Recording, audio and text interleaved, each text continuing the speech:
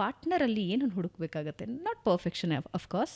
ಕೆಲವೊಂದು ವಿಚಾರದಲ್ಲಿ ಕೆಲವು ಗಂಡಸ್ರು ಹೆಂಗಿರ್ತಾರೆ ಅಂದರೆ, ನಾನು ಇದನ್ನು ಮಾಡ್ಬೋದು, ನಾನು I am not talking about any habits, ಅದ್ರ ಬಗ್ಗೆ ನಾನು ಹೇಳ್ತಾ ಇಲ್ಲ.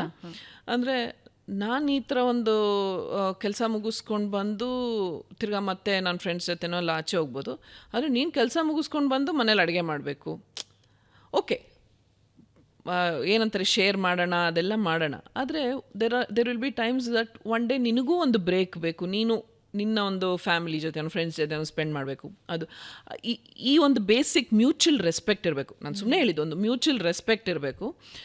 ಇದೆಲ್ಲದಕ್ಕಿಂತ ಹೆಚ್ಚಾಗಿ financial independence. Will he give you that financial independence? Very important. ಅದು ತುಂಬ ಇಂಪಾರ್ಟೆಂಟ್. ಫೈನಾನ್ಷಿಯಲ್ ಇಂಡಿಪೆಂಡೆನ್ಸ್ ಅಂದಾಗ ನನಗನ್ಸೋದು, ಈ ಫೈನಾನ್ಷಿಯಲ್ ಇಂಡಿಪೆಂಡೆನ್ಸ್ನ ಹೆಣ್ಮಕ್ಳೇ ಅರ್ಥ ಮಾಡ್ಕೊಳ್ಳಲ್ಲ ಅಂತ. ದೋ ಶಿಲ್ ಬಿ ಅರ್ನಿಂಗ್, ಆಕೆಗೆ ಸ್ಟಿಲ್ ಅನಿಸುತ್ತೆ ಐ ಆಮ್ ನಾಟ್ ವರ್ತ್ ಅಂತ. ಅದು ನಾವು ಮುಂಚಿಂದನೂ ನಮಗೆ ನಾವು ಮಾಡ್ಕೊಂಡು ಬಂದ್ಬಿಟ್ಟಿದ್ದೀವಿ.